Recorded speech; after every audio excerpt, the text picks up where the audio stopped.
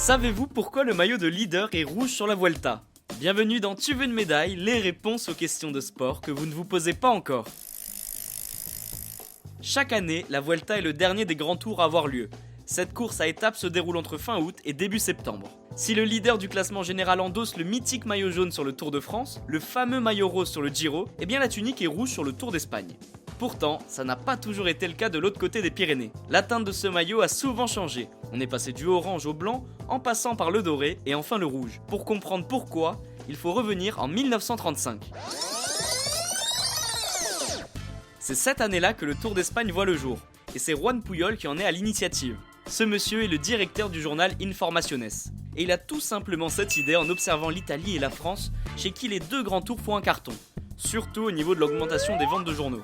C'est décidé, le leader du classement général portera un maillot orange. Vous vous dites comme la couleur des pages de son journal ? Eh bien non, pas du tout, les pages sont blanches. Entre-temps, la guerre passe par là de nombreuses fois et suspend la course à plusieurs reprises. En 1945, un autre journal organise la Vuelta.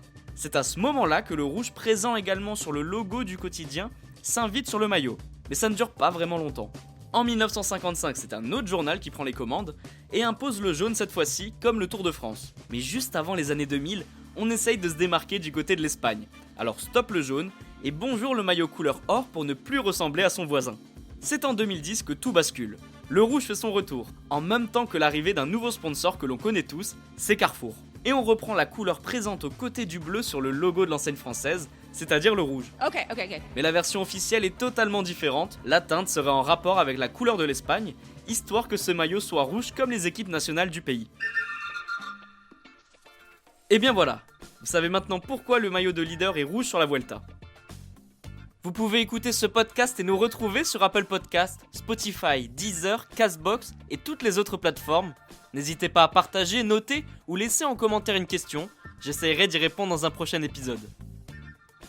Je vous retrouve rapidement pour une prochaine question de sport dans Tu veux une médaille, à très vite.